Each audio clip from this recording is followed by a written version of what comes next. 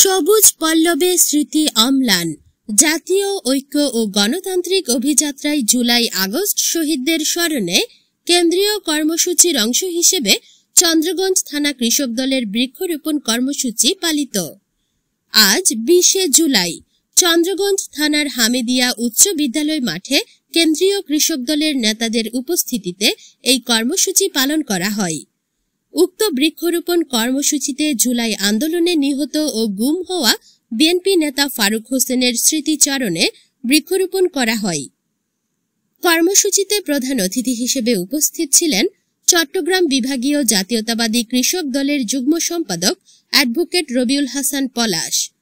বিশেষ অতিথি হিসেবে উপস্থিত ছিলেন চন্দ্রগঞ্জ থানা বিএনপি আহ্বায়ক এম বেলাল হোসেন, সদস্য সচিব আনোয়ার হোসেন বাচ্চু, লক্ষ্মীপুর জেলা কৃষক দলের সভাপতি মাহবুবুল আলম মামুন ও সাধারণ সম্পাদক মুস্তাফিজুর রহমান সোহেল।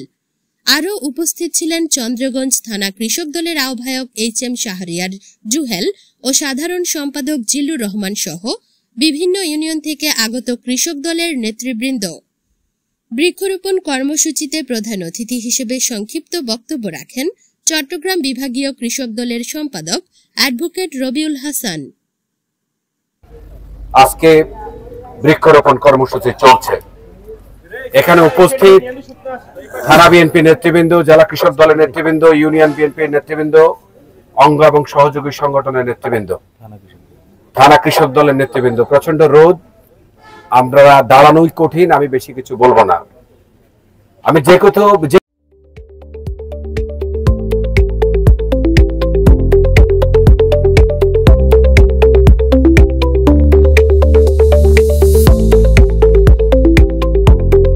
কথাটা বলতে চাই, সেটা হচ্ছে যে নবারুণের একটা কথা ধার করে বলি যে শহীদদের আমরা কিভাবে কি দিয়ে স্মরণ করব। এক একটি বৃক্ষ বড় হবে, শহীদের স্মৃতিগুলি আমাদের মনে জাগরুক থাকবে। আমি সকালে নোয়াখালীতে বলেছিলাম, আজ থেকে 10 বছর পরে, 20 বছর পরের তরুণ যখন এই গাছের পাশে এসে দাঁড়িয়ে মনে মনে হলো ভাববে এই দেশে একজন প্যাসিস্ট খুনি হাসিনা ছিল, তার পতনের জন্য কত সহস্র মানুষকে জীবন দিতে হয়েছে। আমাদের প্রতিটি শহীদ আমাদের জন্য সম্পদ। আমি জেলা কৃষক দলকে অনুরোধ করব যে বৃক্ষগুলি আজকে এখানে আমরা রোপণ করেছি, এই বৃক্ষগুলি যত্ন যেন শহীদের যত্নের মতো হয়। এই বৃক্ষগুলি যেন বেড়ে উঠে, এই বৃক্ষগুলিতে এক একটি নাম ফলক আপনারা দিয়ে দিবেন। যাদের যাদের নামে আজকে আমরা বৃক্ষরোপণ করেছি, প্রত্যেকটি বৃক্ষের মধ্যে এক একটি শহীদের নাম থাকবে। আমাদের নতুন প্রজন্মের ছাত্রছাত্রীরা প্রতিদিন বিদ্যালয়ে এসে শহীদদের এই জিনিসটি তাদের মনোজগতে কাজ করবে, এটুকু অনুরোধ করি। এবং আগামী দিনের বাংলাদেশ একটি গণতান্ত্রিক বাংলাদেশ। সেই গণতান্ত্রিক বাংলাদেশ বিনির্মাণের জন্য যে লড়াই আমাদের চলছে, আমরা কিছুটা সন্দিহান যে লড়াইটা আমাদেরকে আরো দীর্ঘমেয়াদী করতে হয় কিনা।